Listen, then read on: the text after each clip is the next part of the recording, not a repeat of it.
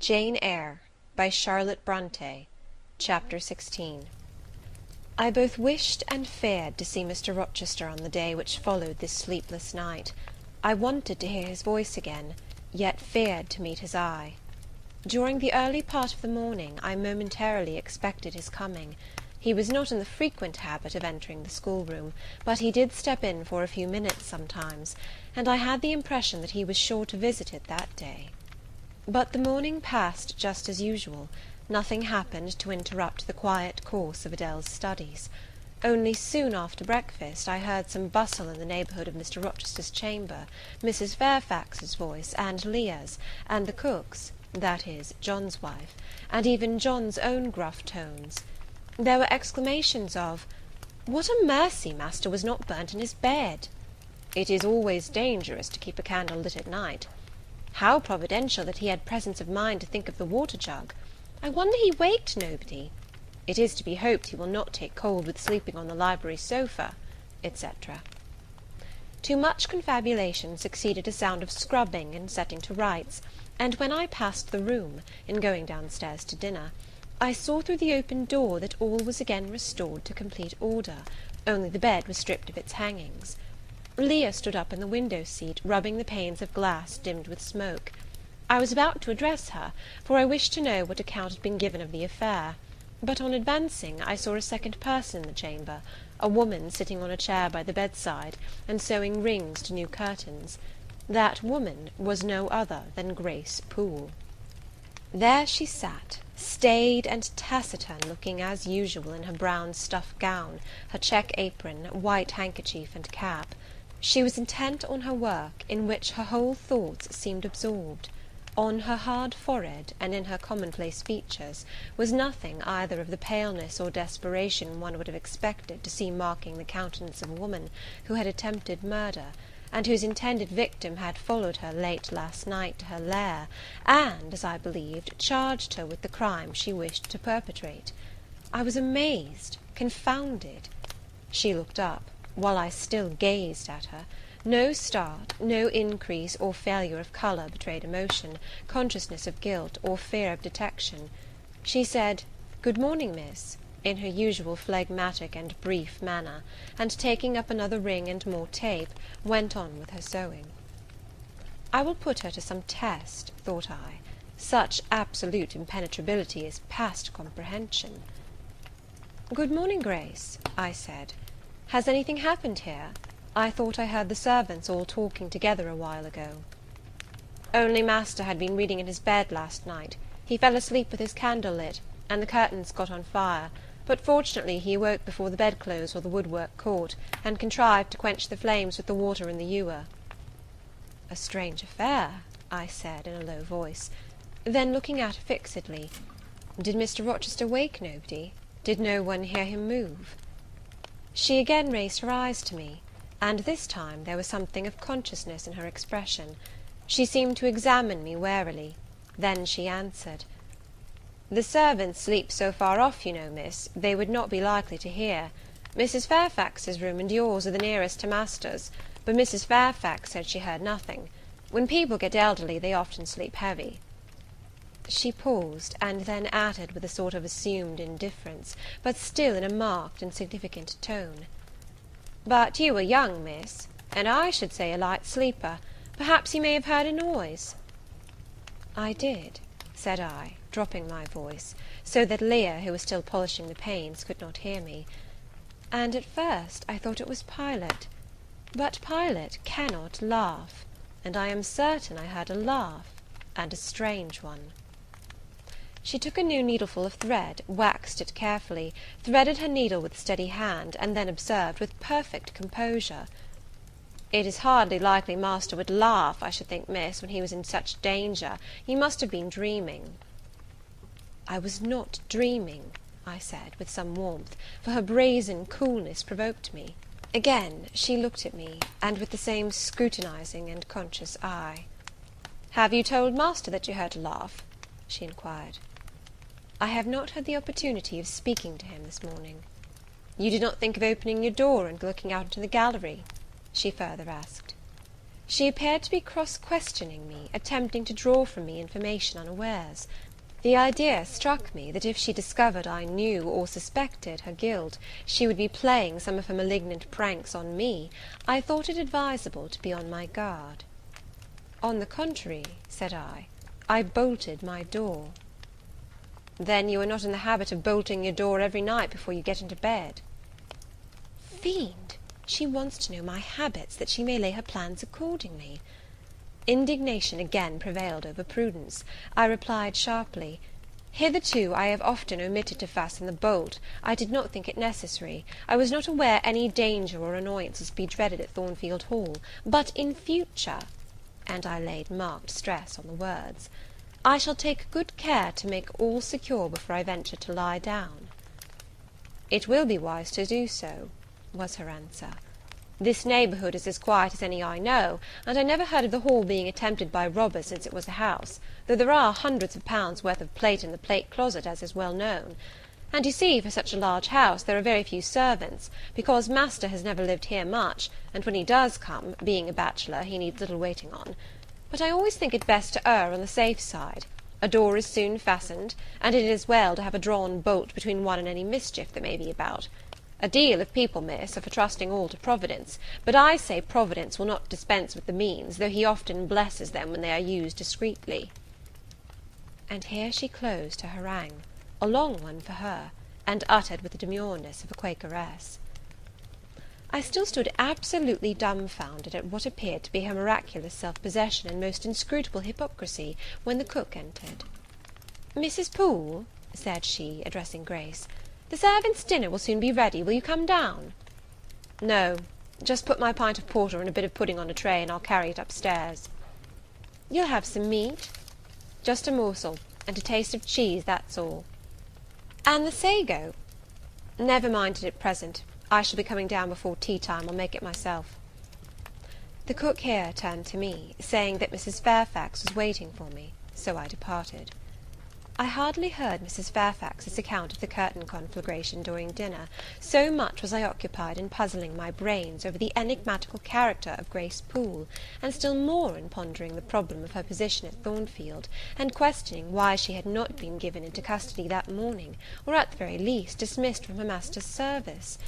He had almost as much as declared his conviction of her criminality last night. What mysterious cause withheld him from accusing her? Why had he enjoined me, too, to secrecy? It was strange.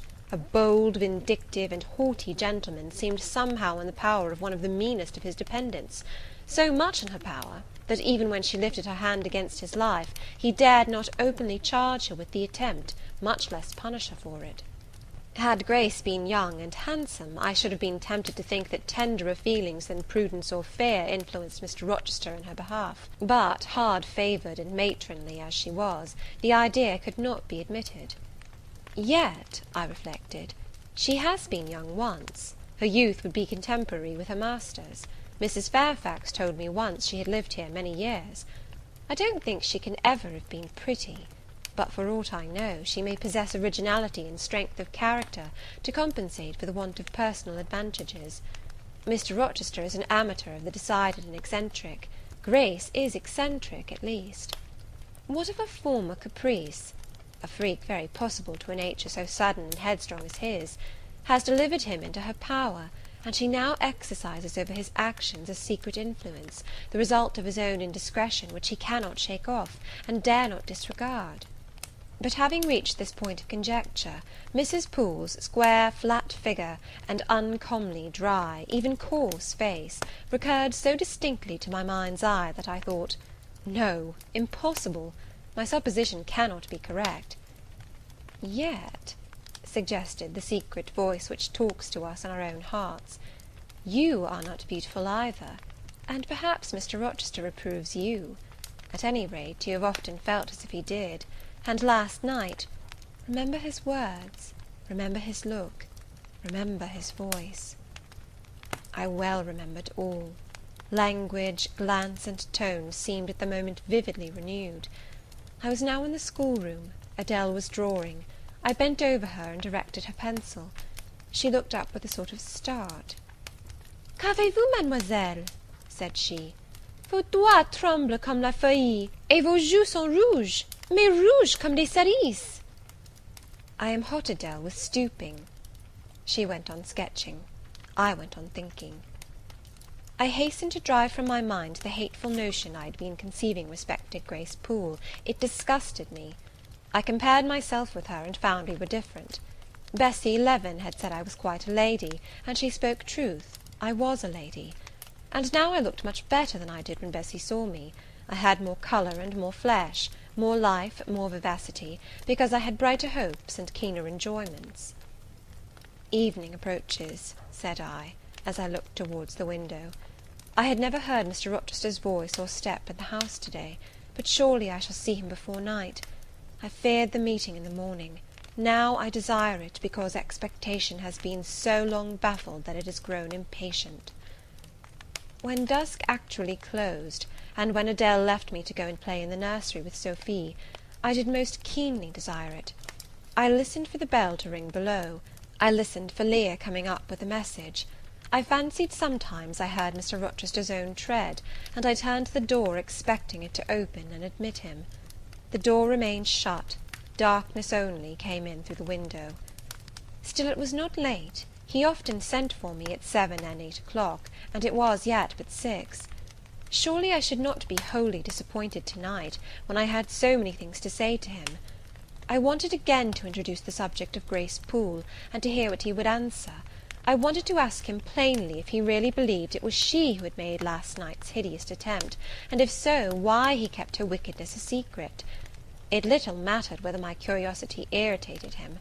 I knew the pleasure of vexing and soothing him by turns. It was one I chiefly delighted in, and a sure instinct always prevented me from going too far. Beyond the verge of provocation I never ventured. On the extreme brink I liked well to try my skill. Retaining every minute form of respect, every propriety of my station, I could still meet him in argument without fear or uneasy restraint.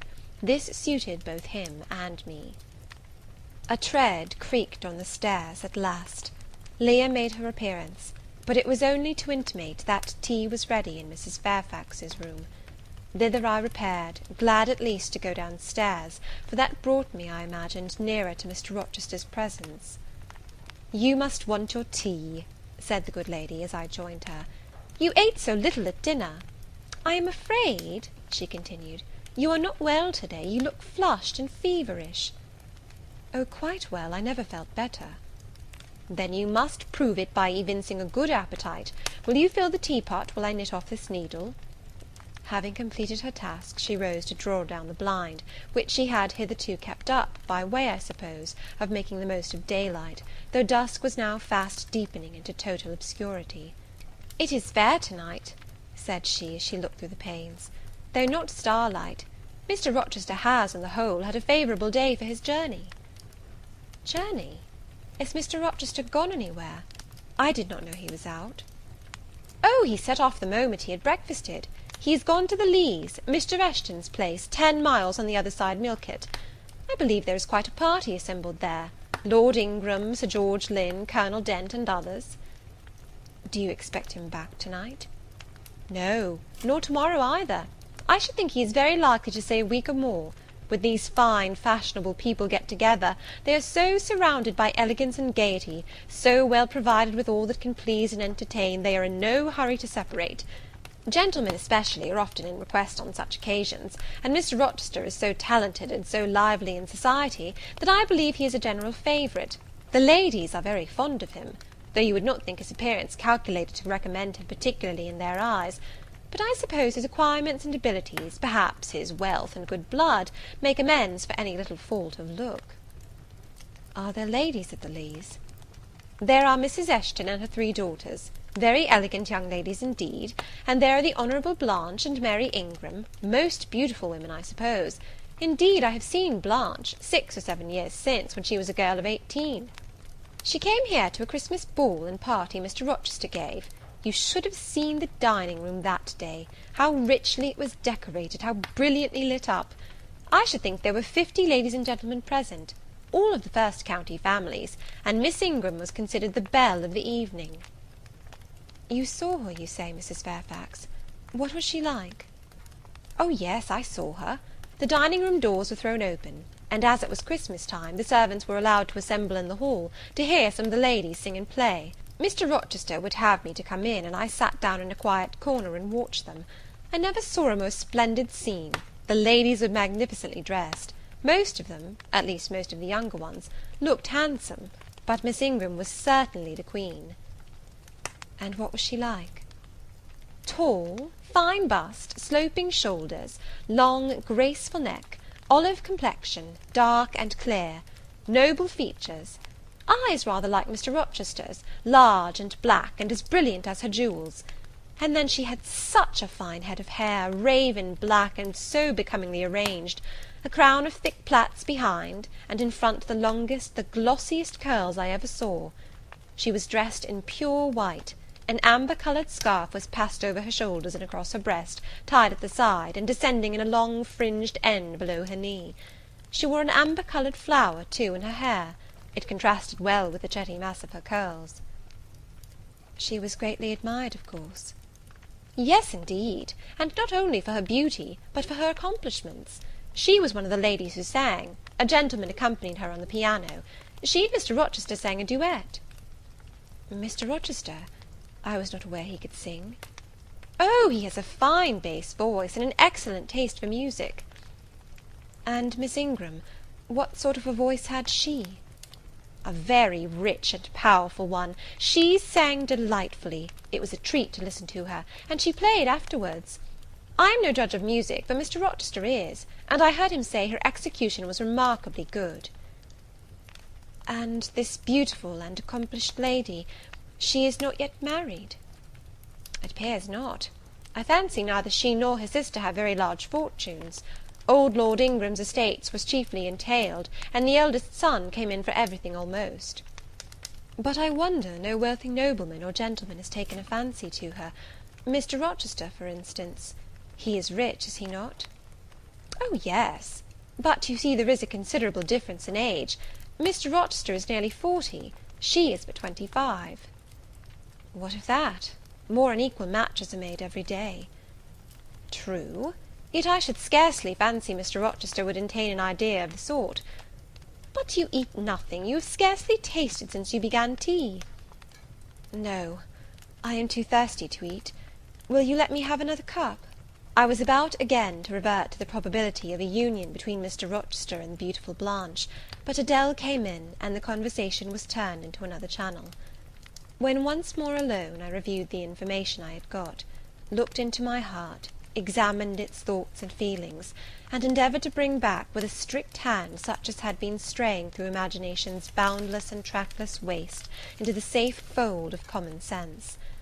Arraigned at my own bar, memory, having given her evidence of the hopes, wishes, sentiments I had been cherishing since last night, of the general state of mind in which I had indulged for nearly a fortnight past, reason having come forward and told, in her own quiet way, a plain, unvarnished tale, showing how I had rejected the real and rabidly devoured the ideal, I pronounced judgment to this effect: that a greater fool than Jane Eyre had never breathed the breath of life, that a more fantastic idiot had never surfeited herself on sweet lies, and swallowed poison as if it were nectar. "You," I said, "a favourite with Mr. Rochester! You, gifted with the power of pleasing him! You, of importance to him in any way! Go!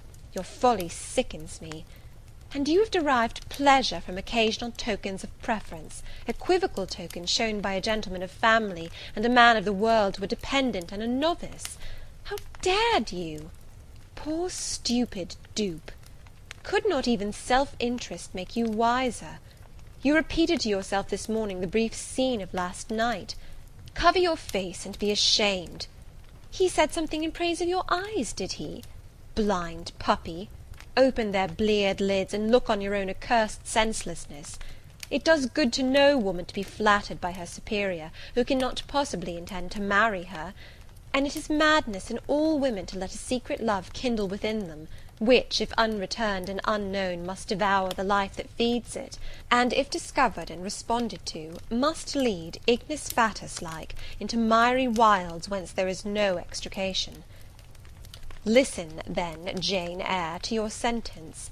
To-morrow, place the glass before you, and draw in chalk your own picture, faithfully, without softening one defect, omit no harsh line, smooth away no displeasing irregularity, write under it, Portrait of a Governess, disconnected, poor, and plain.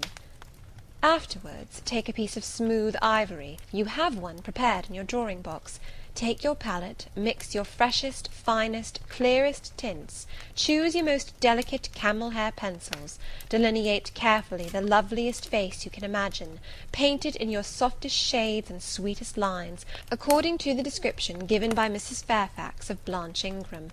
Remember the raven ringlets, the oriental eye. What, you revert to Mr. Rochester as a model? Order, no snivel, no sentiment, no regret. I will endure only sense and resolution. Recall the august yet harmonious lineaments, the Grecian neck and bust. Let the round and dazzling arm be visible, and the delicate hand. Omit neither diamond ring nor gold bracelet. Portray faithfully the attire, aerial lace and glistening satin, graceful scarf and golden rose. Call it Blanche, an accomplished lady of rank. Whenever, in future, you should chance to fancy Mr. Rochester thinks well of you, take out these two pictures and compare them. Say, Mr. Rochester might probably win that noble lady's love, if he chose to strive for it. Is it likely he would waste a serious thought on this indigent and insignificant plebeian? I'll do it, I resolved, and having framed this determination, I grew calm and fell asleep. I kept my word. An hour or two sufficed to sketch my own portrait in crayons, and in less than a fortnight I had completed an ivory miniature of an imaginary Blanche Ingram. It looked a lovely face enough, and when compared with the real head in chalk, the contrast was as great as self-control could desire. I derived benefit from the task. It had kept my head and hands employed, and had given force and fixedness to the new impressions I wished to stamp indelibly on my heart. Ere long, I had reason to congratulate myself on the course of wholesome discipline to which I had thus forced my feelings to submit. Thanks to it, I was able to meet subsequent occurrences with a decent calm, which, had they found me unprepared, I should probably have been unequal to maintain, even externally. Chapter 17.